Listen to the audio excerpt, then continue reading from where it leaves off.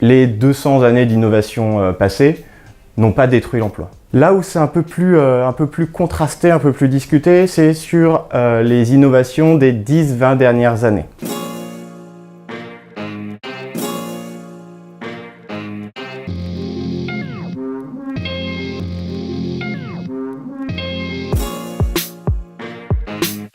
C'est globalement toutes les activités qui permettent la production de biens et de services. Pour fabriquer un téléphone, par exemple, il faut à la fois du travail humain et du capital. Le travail, en fait, est un facteur de production au sens économique.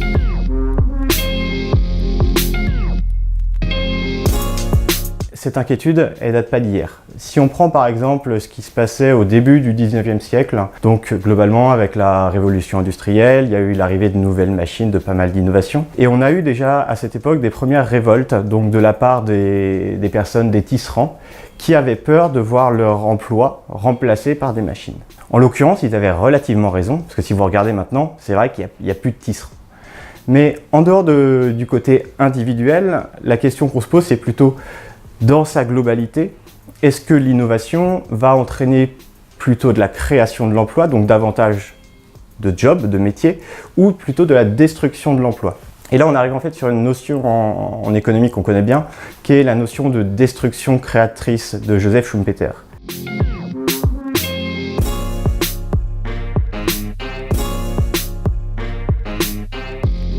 L'idée, c'est que la robotisation, par exemple, va détruire des jobs.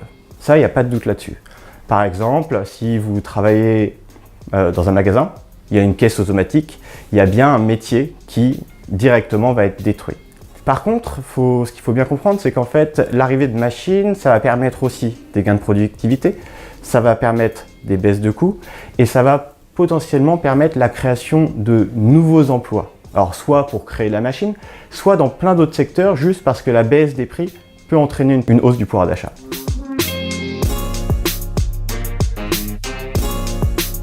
Globalement, ce qu'on voit, c'est que dans la première vague d'innovation et de robotisation, on a eu des nouvelles machines. Et ces nouvelles machines avaient tendance à remplacer les bras de l'homme, à remplacer la force de l'homme.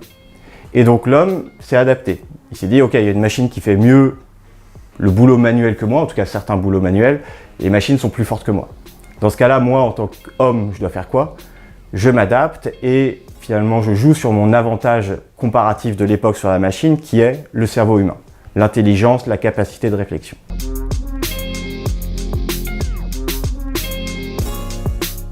Il y a eu deux questions qui ont été posées à un panel de plus de 40 économistes européens, donc dans les top économistes.